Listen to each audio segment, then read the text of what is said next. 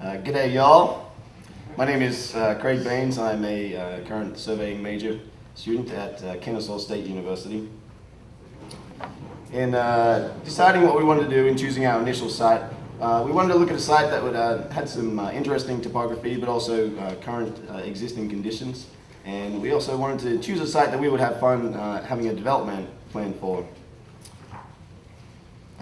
As you know, we are from Kennesaw State University, but in the last 12 months, Southern Polytechnic State University did merge with KSU, and we were former students of SPSU. So that being said, there has been an influx of students participating at our college, both commuting there and also staying on campus, which has posed some interesting traffic and parking conditions, which we've felt quite a few times. Which brings us to our reason for our site and what we wanted to choose. As you can see, our site here in the boundary in red and the limits of survey in blue. We chose this site. We looked at a few other tracks around the area in Marietta, Georgia, but we chose this site mainly because it is adjacent to our college on the southeast side, but also that it would pose some interesting features, which did have some existing buildings, good road frontage, and also some parking, as well as some good wooded areas and a nice little creek running through the property as well. We did find there was an existing agreement between Kennesaw State University and the Machinists Union who occupy the subject property at this time, and it just states that we can simply use their parking lot for overflow parking for our student population. We did get consent and permission to conduct a survey on their property, signed by the president, the vice president of their administration. We did our general identify our Cobb County GIS through Cobb County GIS. It was approximately 10.5 acres, so we were pretty happy with that. Fell between the 8 to 12 for the competition. We did find the recorded plat from 1955, and it did state that it was 12.62 acres, so a little over where we wanted. But we knew on the northern side where it says Clay Street, and on the west side where it says Hudson Road, we knew that they had been widened, and hopefully some right-of-way takes would bring us back under the 12 acres. We did a lot of our research for our subject property at the Cobb County Courthouse, and I can almost still smell those courthouse documents. Somehow you just can't get rid of that. And we really enjoyed our time there. We had trouble finding a deed for our property, so one of the students looked at the actual recorded plat on file there, and it did have a slight notation in the bottom left-hand corner, which I've enlarged there, just simply saying 225-562. Now we see that it was in a different type font, and also that it wasn't in the Leroy font, so we knew that it was placed there by somebody other than the surveyor, and we followed that through with some guidance to a deed book and page number, and found our first banister to Housley, and then on Housley to our International Association of Machinists, which are our current property owners. Now Taylor will talk about our safety plan, boundary, and level loop. Thank you, Craig. In regards to our safety plan, we use Georgia Department of Transportation as well as our university's guidelines for safe practice. In accordance with that, we also came up with a stipulation in regards to 2 areas of our site which we deemed to have a high probability of an injury. Focusing on our boundary, which is outlined in yellow, we have frontage along a major highway to the north. Also, most of our hardscape on site is used for overflow parking for our institution, which Craig mentioned earlier. Once we had all this addressed, we then began to work on specific issues in regards to wardrobe. We made sure that everybody on site was to wear safety vests, no matter where the location, any location shots would be performed. Once we had all of our safety requirements addressed, we then began working on our site control. We walked our sites and we used this reference plat along with a deed that Craig mentioned to locate or find some of our subject pins. We use this by bringing with us a compass along also a 100-foot tape to measure out our distances along our lines. We were able to find most of our subjects' pins and monuments, and once we had these located, we were able to set up our traverse accordingly. We began our traverse along or at the northeasterly point of our subject property, working clockwise around our parcel. We performed a traverse using angular repetition method, locating all of our pins and also throwing spurs along the way for future location along our site. Once we closed our traverse, we ended up with a ratio of 1 in 36,000 plus, which we felt was acceptable with the type of work we were going to continue to do later on with our location and topo work. Once our horizontal control was established, we then began working on vertical. Searching the NGS data site, we came up with a control monument which is located just south of our site. This monument is actually located on our campus, which was very convenient. We were able to access it any hours of the day. Once we had this monument found, we ran a differential level loop to tie in to 3 specific points located on the east side of our traverse. Using these 3 points between our level loop and our traverse, we then used trigonometric leveling to elevate our entire control. So then we were able to come out on site to produce more topo shots, which Andrew will now discuss with you. Thank you. I'm Andrew Butler, and I'm going to be talking a little bit about our forestry and some of the topography on the site. So the western half of the site is almost entirely covered in trees and brush, with some landscaping on the front of the property. The density of this area we thought might be something to look into going forward with any development on the property, just in terms of any money that would have to go into removing current growth or any money that would have to go into the later tree recompense as stipulated by our Marietta zoning ordinance. Per that zoning ordinance, we identified trees, large hardwoods of 18-inch in diameter or greater, large softwoods of 24-inch in diameter or greater, as well as understory trees of 9-inch in diameter or greater. As per that same ordinance, we did not locate any dead or dying trees. These trees were identified in the fall, so we didn't have the pretty leaves to look at like we do on these pictures. That posed an interesting challenge, some things that we hadn't had to work with before. These are for the prevalent trees we had in the site, starting from top to bottom. We had magnolias, chestnuts, sweet gums, and tulip poplars. These were identified. The magnolias were rather easy because they did have their leaves, they are evergreen, but the others were identified with their seed pods, which were still on the trees. These are our next 4 prevalent species. We had pignut hickory, red maple, white oak, and water oak. And these were identified with a mixture of twig ID based on leaf scarring, acorns for the oaks, as well as bark. We had a number of pines on the site. Most of these were determined to be loblolly pines, and this was based on their cones as well as their needle bundles. So you can see the site has a variety of trees in terms of species and size. So this is something to consider going forward with any development on the site. Many of these trees were located within the buffer zone of the creek, so they're not something that you have to worry about. But many of these are still located outside of that buffer zone, so they would be something to look into. Moving on to the topo. This is a 3D representation of the topography of our site. The parking lot is on the eastern side there, the level area.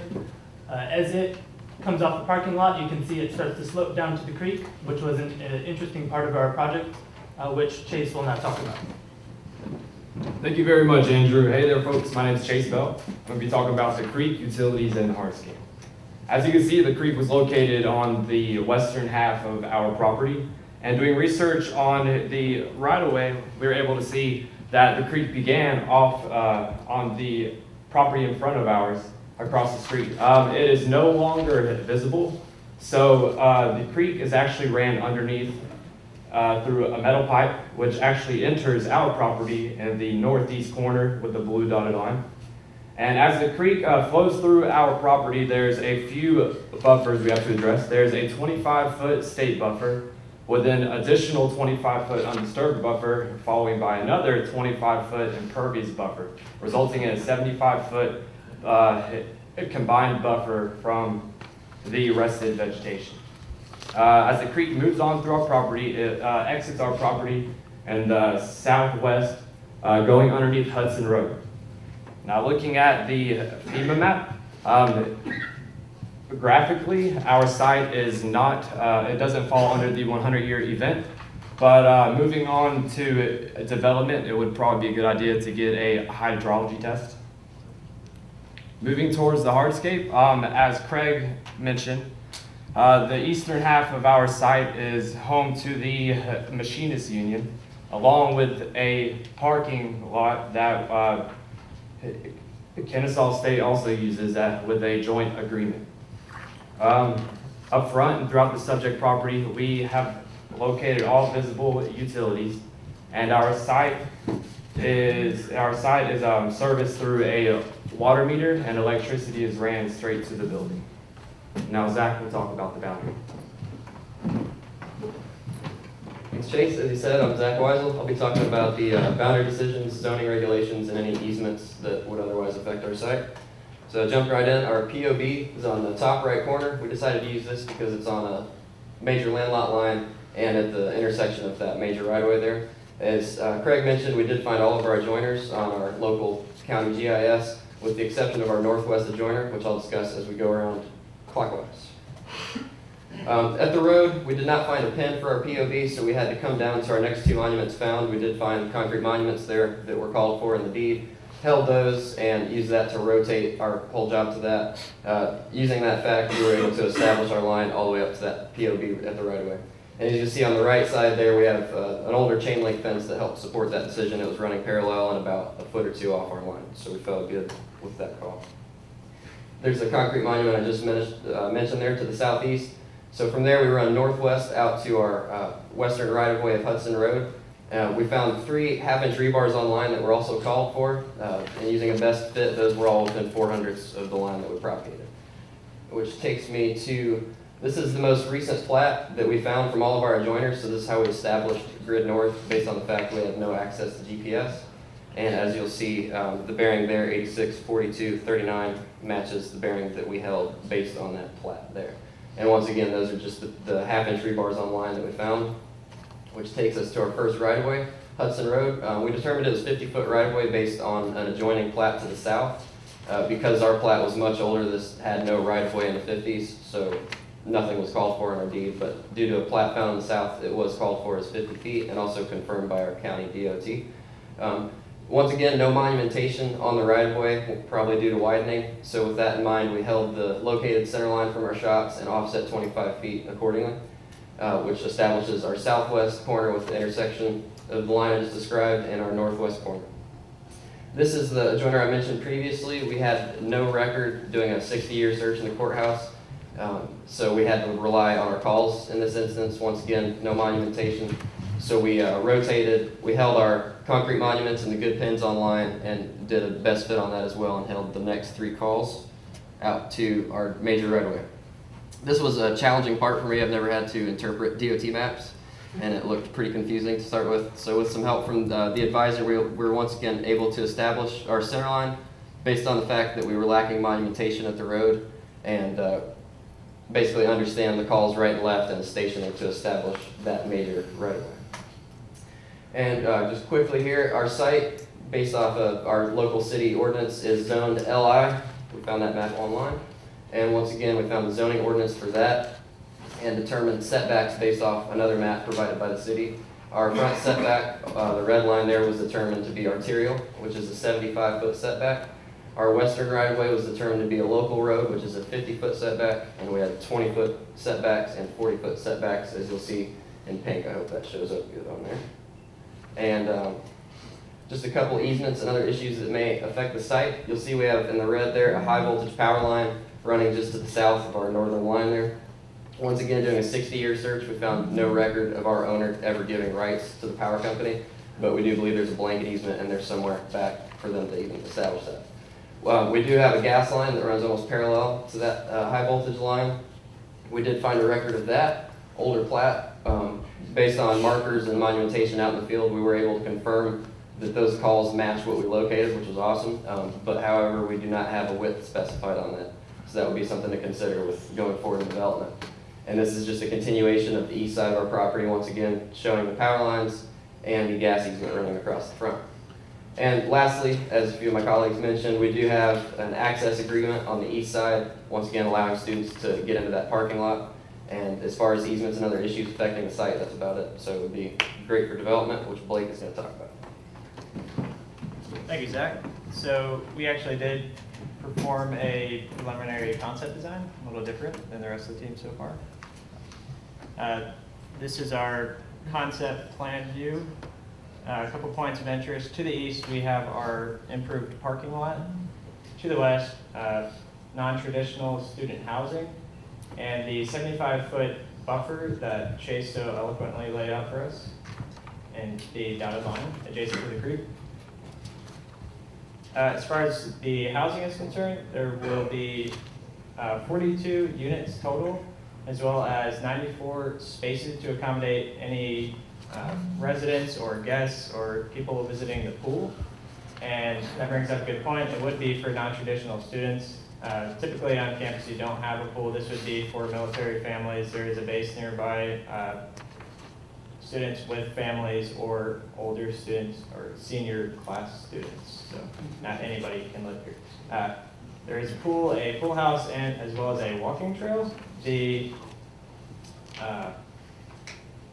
couple of challenges with the development on this side of the property in particular is the challenging topographic features that Andrew showed us, as well as the 75-foot buffer, because you can't build there, you can't touch it, as we all know. And so we favored the southern line of the property. This worked to our advantage. We could fit an ample amount of houses, as well as remain adjacent to the existing Kennesaw State University campus. So if we did have any problems, we could alleviate it, because Kennesaw State would own the whole property, so, well, behind it. This is the parking as it exists today, just highlighted for you guys. There are two entrances that aren't on the plan from South Marietta Parkway. Well, an entrance and an exit. Those, well, I'll elaborate on that in a minute. There's two structures, as well as the entrance and exit to Kennesaw State. This is the parking as designed. The entrance and exit from South Marietta Parkway removed up north to conform with Georgia Department of Transportation standards, as well as to alleviate some safety. Thank you. As well as to alleviate some safety issues with getting on and off, because that is a pretty major highway connecting to the major interstate to Atlanta, so we do get a good flow of traffic. The entrance and exit to the campus would remain the same, so that would be a good consistency. The parking would increase from 340 spaces to 435, and that's total for the site. But that would be a 34% increase. So that does address our problem of having the increase in amount of students, as well as well, for the housing to accommodate more on-campus living. This parking design and the removal of the existing structures allows us to accommodate more living units as well as more parking. This is a nice big flat piece of land, so it has plenty of opportunity to possibly be a parking deck, and etc. The zoning, as Zach said, is light industrial, and we would propose to rezone to multifamily residential RM8, which specifies you have to have less than 8 homes per acre. We're well under the limit with 3.42. And the site would also act as a buffer between light industrial and existing residential, which it does. But with that being said, the site is very developable, and we believe it would be a great venture for the university to possibly even generate a profit out of that. But thank you all for having us, and we'd like to open up the floor to questions. You said you had an increase of parking of some percent. Did that Was that increase after or include the housing? Yes, sir. Yes, total site. Okay. So you're gonna create a bunch of new parking spaces, but you're gonna create a bunch of new users. That is correct. Okay. Sure, I understood that. Where is campus relative to this site? The campus actually runs on the northeast side and actually wraps around on the southeast side. There's a Baptist Student Union building, which is a PLAT that we went to as well there on campus. It pretty much wraps around the southeast border on the east side and then on the southeast. Okay, so this is an adjacent parcel to the Yes, campus, to the main campus. Okay. How did you guys come across that gas line? Employment? That was interesting. We found it actually on the, there's monumentation out there. There we found one concrete monument and a bunch of just plastic along the way. But through some courthouse research, actually looking back just through the land lot index, which I guess would be comparable to like a section index in public land, we found that plat that way. So it was interesting to find. Is there a reason you decided to limit your search to 60 years, or? Basically just time, I think. It was time. Very good. Thank you.